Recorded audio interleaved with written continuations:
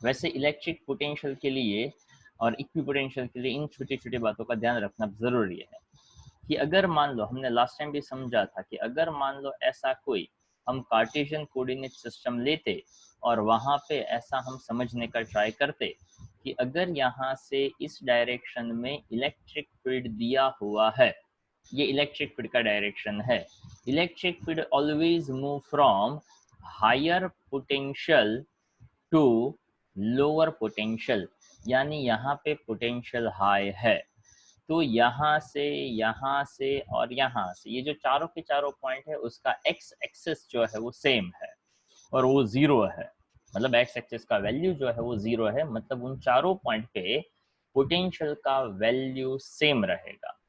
और उन चारों पॉइंट से अगर मैं कोई एक डायरेक्शन में जाता हूँ तो वहाँ पे वैल्यू चेंज होगा। जैसे कि अगर मान लो मैंने यहाँ पे कोई एक पॉइंट लिया, यहाँ पे कोई एक पॉइंट लिया, यहाँ पे कोई एक पॉइंट लिया, तो वो पॉइंट यहाँ पे था। फॉर एग्जाम्पल ये 2 नंबर का कोई एक्स एक्सिस का पॉइंट था, तो जैसे यहाँ पे एक्स एक्सिस जीरो था तो सब पे पोटेंशियल सेम था, सेम वे यहाँ पे ये सभी के सभी पॉइंट है वहां पे भी पोटेंशियल सेम रहेगा। ओके, बट ऑफ कोर्स ये वाले पोटेंशियल हायर पोटेंशियल समझा जाएगा, ये वाला पोटेंशियल लोअर पोटेंशियल समझा जाएगा। अब एक और चीज कि अगर मैं यहाँ से यहाँ शिफ्ट करके आता हूँ then I come from the higher potential to the lower potential, पर अगर मैं यहाँ से इस साइड जाता हूँ तो उसको ऐसा समझा जाता है कि we move from lower potential to higher potential. इसको समझते हैं एक एग्जाम्पल के साथ।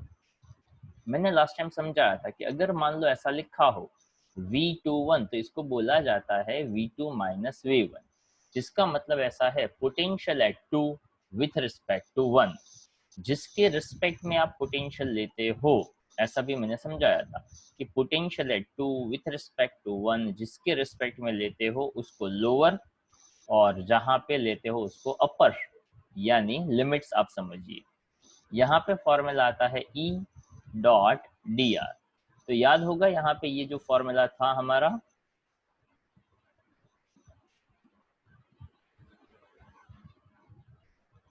देखो अब ये जो पॉइंट था उसी पॉइंट को हम एक एग्जांपल के साथ समझने का ट्राई करते हैं।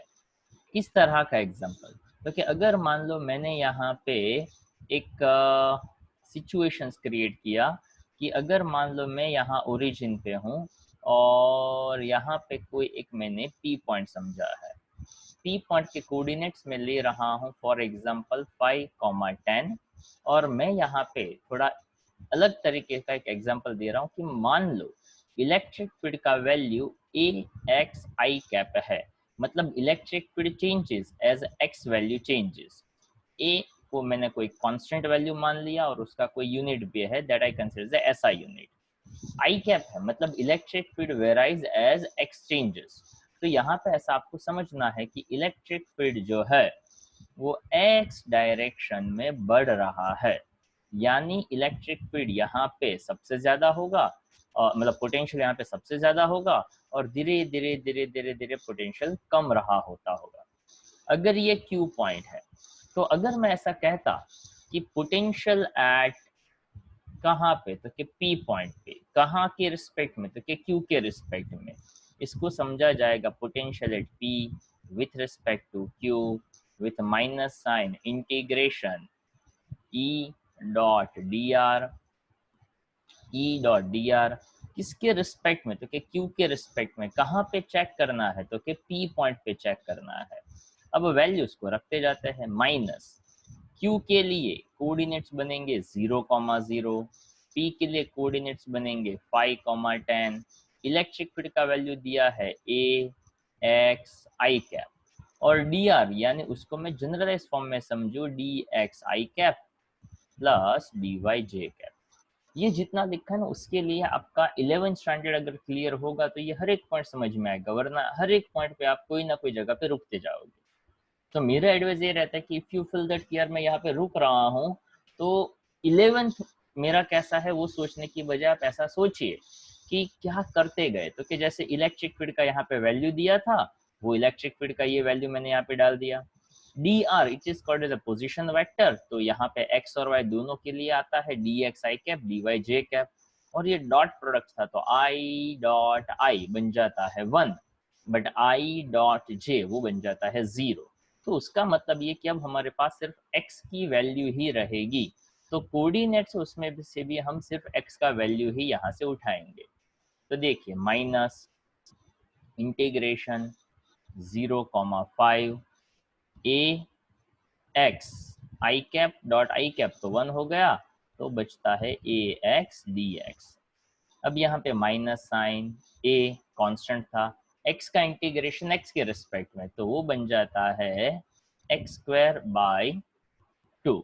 अब मैं यहाँ पे सिंपल वैल्यू डाल देता हूँ। a का वैल्यू मैंने दिया हुआ है 5, x का स्क्वायर अपर लिमिट था 5 और लोअर लिमिट था 0, तो ये बन जाता है आपका सिंपल सा आइडिया 25/2 माइनस 0।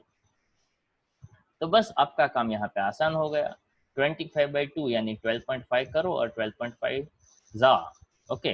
वैसे 12 5 जा 60 होता है, और यहाँ पे पॉइंट हाफ है, मतलब उसको भी आप 5 से मल्टीप्लाई कर दो, तो उसके रिस्पेक्टिव जो वैल्यू आता है। पर यहाँ पे देखना ये है कि जो भी पोटेंशियल होगा वहां पे हमें कैसा साइन देखने को मिला, क्योंकि हमें यहाँ पे माइनस साइन देखने को मिला।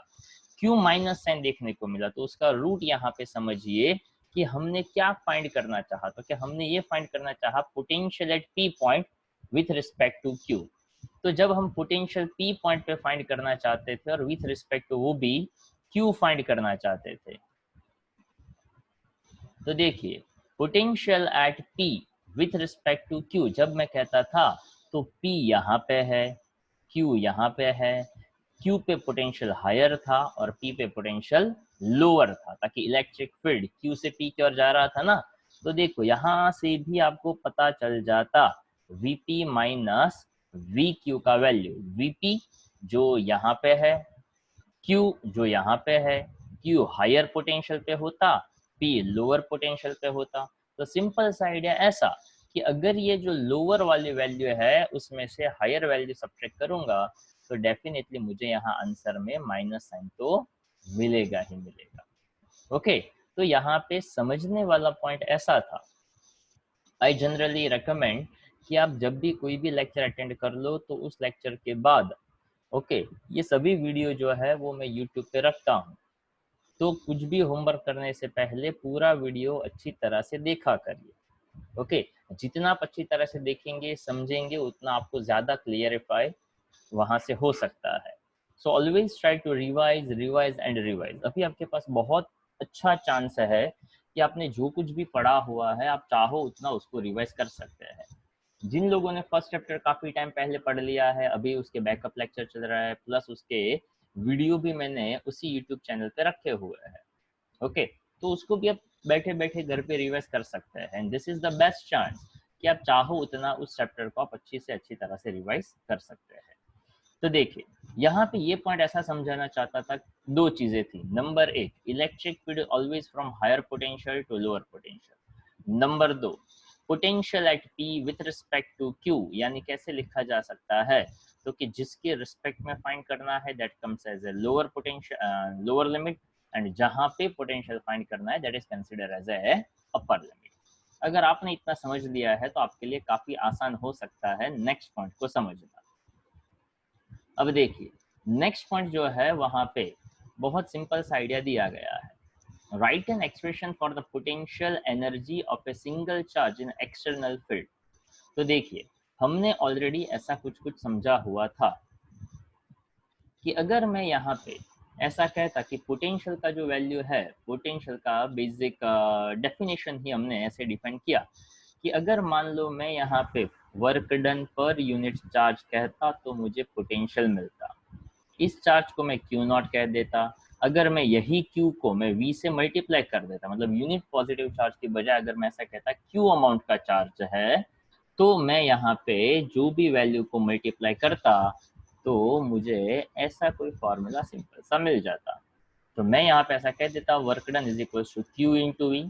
सो here we can say that we wish to determine the potential energy of a charge q in an external electric field E। हम आपको बार बार पहले भी समझा चुके हैं कि इलेक्ट्रिक पोटेंशियल कहो या इलेक्ट्रिक पोटेंशियल एनर्जी कहो, up to some extent it's the same. दोनों केस में हम वर्क डन करते हैं, दोनों केस में वर्क डन अगेंस्ट स्पीड है, दोनों केस में वो एक टाइप का आप कह सकते हैं कि negative of the work done from the with respect to field. पर डिफरेंस उस बात का है कि अगर वो सिर्फ वर्ड पोटेंशियल आता है, then we are doing a work for a unit positive charge, यानी one value, single value. And if I'm doing work for a q amount of charge, then it is called as a electric potential energy। तो potential हमने समझा हुआ था, अब यहाँ से हम इंट्रोड्यूस करने जा रहे हैं पोटेंशियल एनर्जी कि जो वैल्यू यहाँ पे Q1 मतलब 1 जितना वैल्यू था, अब वो मैंने यहाँ पे Q जितना वैल्यू लिया, Q मीन्स सम अमाउंट। तो उसी बात को यहाँ पे समझाया। So the work done is stored as the potential energy of the charge Q if small r is the position vector of point P। मतलब मैं कोई एक जगह से दूसरी जगह पे वर्क कर रहा हूँ, but now I am doing a work for Q amount of charge, means I have to be specific. जैसे मैंने कल एग्जांपल दिया था कि अगर एक बंदा हमारे यहाँ पे जॉब के लिए आता है, मैंने उसको कहा कि पैसा दूंगा, जॉब पे आ जाओ। पैसा तो हर कोई देता है, इंपॉर्टेंट ये है कि आप कितना पैसा देने वाले हैं। Okay, it is something like that कि Q amount of charge, that Q amount of charge मतलब हम उसको स्पेसिफिक करना चाहते हैं कि कितना कुलम्ब चार्ज आप एक जगह से दूसरी जगह लेकर आते हो। In a general case if it's 1 coulomb charge then it is electric potential.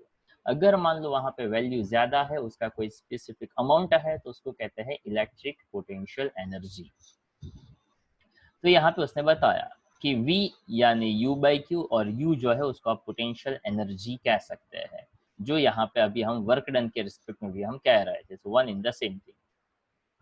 तो यहाँ पे उसने ऐसा आइडिया दिया कि अगर मैं V इक्वल टू U/Q लिखता हूँ, तो जो पोटेंशियल का फॉर्मूला सिर्फ KQ/R आ रहा था, देखिए जिस पोटेंशियल की बात हम कर रहे थे, जहाँ पे V इक्वल टू KQ/R मैं सिर्फ लिख रहा था, उस चीज को अब मैं थोड़ा सा अलग तरीके से भी लिख सकता हूँ। V इक्वल टू KQ/R ही सिर्फ लिखते थे, अगर मैं इस V के साथ Q को मल्टीप्लाई कर देता, तब जाके इलेक्ट्रिक पोटेंशियल एनर्जी मिलता। तो इस वैल्यू के साथ भी एक Q मल्टीप्लाई कर दो, तो वो बन जाता है KQ²/R। और वही चीज यहाँ पे उसने डिफाइन करके दिया कि मान लो हमारे पास एक चार्ज होता Q1, तो उसके लिए पोटेंशियल वर्क करना पड़ता V1। दूसरा चार्ज होता Q2, उसके लिए पोटेंशियल आता V2। उन दोनों के बीच का डिस्टेंस R है।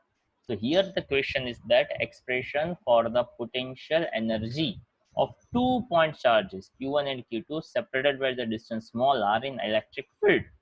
तो उसके लिए टोटल पोटेंशियल देखो, इसको आप ऐसा समझिए कि ये जो Q1 पॉइंट है यहाँ पे लिया गया, ये जो Q1 पॉइंट है, मान लो उसको मैं A कहता हूँ और इस पॉइंट को मैं B कहता हूँ।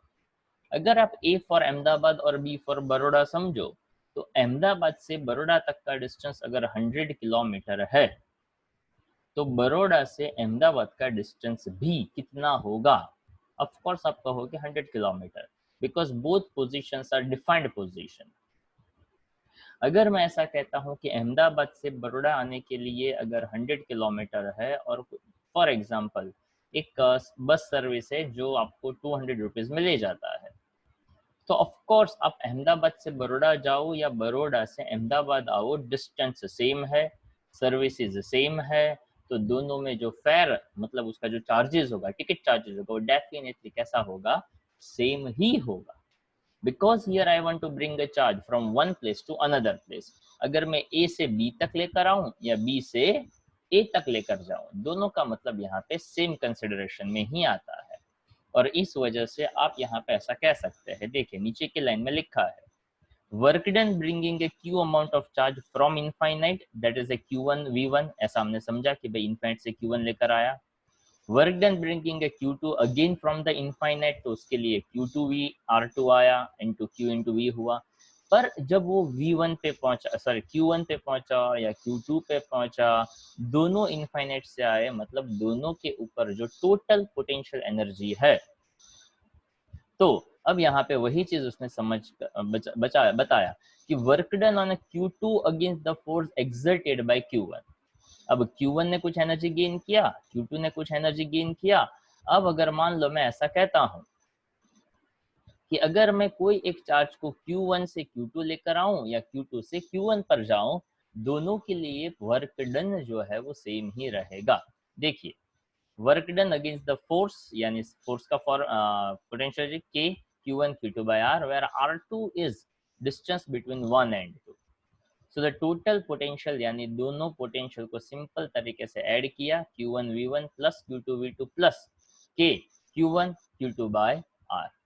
इस चीज को आप ऐसे समझ सकते हैं। अगर मैं थोड़ा इसको एलोबरेट करूं तो हम ऐसा समझते हैं कि अगर मान लो मेरे पास 2 की बजाय ऐसे 3 चार्जेस आते, और ध्यान से समझिएगा उस बात को, कि अगर मान लो मैं यहाँ पे ऐसा उसको समझाऊं कि मेरे पास एक चार्ज है Q1 जिसका पोजीशन वेक्टर है R1, दूसरा चार्ज है Q2 जिसका पोजीशन वेक्टर है R2, और तीसरा चार्ज है जिसका वैल्यू है Q3 और उसका पोजीशन वेक्टर है R3। अब मान लो मैं ऐसा कहता हूं कि मैं Q1 को भी Q2 पे लेकर आया, Q3 को भी Q2 पे लेकर आया, तो टोटल पोटेंशियल एनर्जी एट 2, यानी पोटेंशियल एनर्जी एट 2 किसके जितना होगा? तो के किसको लेकर आए? तो के Q1 को Q2 पे लेकर आए, उसके बीच का डिस्टेंस R12 होगा, ये वाला डिस्टेंस 1 और 2 के बीच का डिस्टेंस। अगर मैं 3 को भी 2 पे लेकर आता हूं तो क्या आएगा? तो कि K Q3 Q2 upon R23 ऐसा होगा, यानी ये वाला डिस्टेंस। अगर आप इसको एक वेक्टर समझते, इसको आप दूसरा वेक्टर समझते, इसको आप तीसरा वेक्टर समझते, तो आपको ये भी पता चल जाता कि R3 में R2 को ये वाला डिस्टेंस है उसको ऐड करते तो ये R2 मिलता। तो डेफिनेटली ये जो डिस्टेंस है उसका मतलब क्या होता? तो डेफिनेटली उसका मतलब होता R2 माइनस R3। अब वो R2 माइनस R3, तो इधर क्या बनता पता है? तो कि ये बनता R2 माइनस R1। तो इससे एक अंडरस्टैंडिंग डेवलप होना चाहिए, ताकि एग्जैक्ट यही सभी पॉइंट्स आपने फर्स्ट चैप्टर में पढ़े हैं कि फर्स्ट के ऊपर तो के Q1 upon R1 minus R2 किसके ऊपर? तो के 2 के ऊपर, तो R1 minus R2, R3 minus R2, R4 minus R2। तो हर एक चार्ज को मैं कहाँ लेकर आ रहा हूँ? सेकंड नंबर के चार्ज के ऊपर लेकर आ रहा हूँ। तो वहां पे सभी का पोटेंशियल है वो क्या होता जाता है? ऐड होता जाता है। ठीक है, तो देखिए ये भी उसने क्या किया, Q1 V1 यानी उसका पोटेंशियल ऐड किया, 2 का भी ऐड किया, और दोनों के बीच का जो इंडिविजुअल डिस्टेंस है उसको भी उसने ऐड कर दिया। तो उसके हिसाब से टोटल पोटेंशियल का कॉन्सेप्ट है वो आप यहाँ पे समझ सकते हो। उसके बाद ये जो पॉइंट है वो हमारे लिए समझना बहुत ही सिंपल और बहुत ही आसान सा है। इफ यू रिमेंबर दैट, ये फिगर देखा होगा, dipole in uniform electric field torque का फॉर्मूला, यानी फिगर आपके लिए कॉमन है, पुराना है, नंबर 1। नंबर 2, जब डाइपोल को लेते थे तो फोर्स 0 था, टॉर्क लग रहा था, मतलब हम इस पॉइंट तक तो क्लियर थे कि torque equals to TE sine theta आ रहा था। अब ये जो पॉइंट है वहीं से अपना छोटा सा पॉइंट स्टार्ट होता है कि देखिए, अगर मैं उस पॉइंट को यहाँ पे थोड़ा सा क्लियर समझाऊं कि मेरे पास टॉर्क का वैल्यू था, तो इलेक्ट्रिक पोटेंशियल एनर्जी के लिए आपको इतना समझना है, electric potential energy for a dipole, उसके लिए आपको इतना समझना है कि पोटेंशियल एनर्जी यानी वर्क डन, वर्क डन होता है force into displacement, basic idea. इस केस में ऐसा समझा जाएगा कि ये जो फोर्स है उसकी बजाय टॉर्क लगेगा ताकि डाइपोल है, और डिस्प्लेसमेंट है वो एंगुलर वाला होगा, यहाँ पे डी डब्ल्यू ताकि एंगल डी थीटा है। तो यहाँ से देखो आपका idea clear, tau D theta, कहाँ से कहाँ तक का डिस्प्लेसमेंट? तो थीटा 1 से थीटा 2। आपको ये भी पता है टॉर्क का वैल्यू क्या था? तो कि P E sine theta D theta from theta 1 to theta 2। यहाँ पे आ गया PE, integration of sine theta, differentiation of sine theta cos होता है, ओके, तो उसके हिसाब से साइन थीटा का इंटीग्रेशन आपको याद होना चाहिए, और वो होता है minus cos theta, that is from theta 1 to theta 2।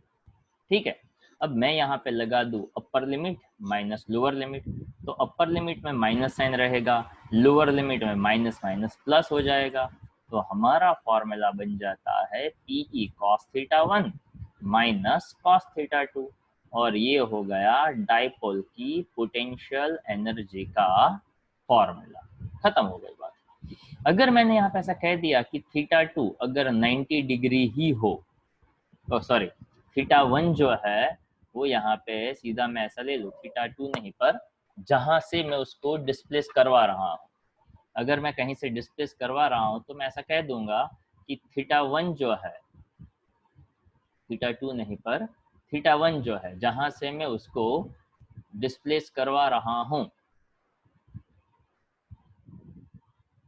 जहां से उसको डिस्प्लेस करवा रहा हूँ, यानी थीटा 1 जो है मैं ऐसा कह देता हूँ कि थीटा 1 जो है वो परपेंडिकुलर रखा हो, तो पोटेंशियल एनर्जी का फॉर्मूला बन जाएगा माइनस पीई कॉस थीटा, और इस पोटेंशियल एनर्जी का डिपेंडेंसी होता है थीटा 0 और थीटा 90 के ऊपर। ओके, थीटा अगर 0 ले लिया यानी कॉस थीटा, तो यहाँ पे आप ऐसा कह सकते हैं कॉस 0 1, तो पोटेंशियल एनर्जी है वो मैक्सिमम बनेगा, ताकि कॉस मैक्सिमम। थीटा 90 ले लिया तो आप यहाँ पे ऐसा कह सकते हैं यू मिनिमम बन जाएगा, मतलब थीटा अगर 90 हो तो पोटेंशियल एनर्जी मिनिमम, और थीटा अगर 0 हो तो पोटेंशियल एनर्जी मैक्सिमम। ठीक है, तो देखिए यहाँ तक का जो पोर्शन है वो अभी आप देख कर रखिए, हम एग्जैक्ट 5 मिनट के बाद फिर से यहाँ पे मिलते हैं। ठीक है, 4:20 को हम फिर से मिलेंगे।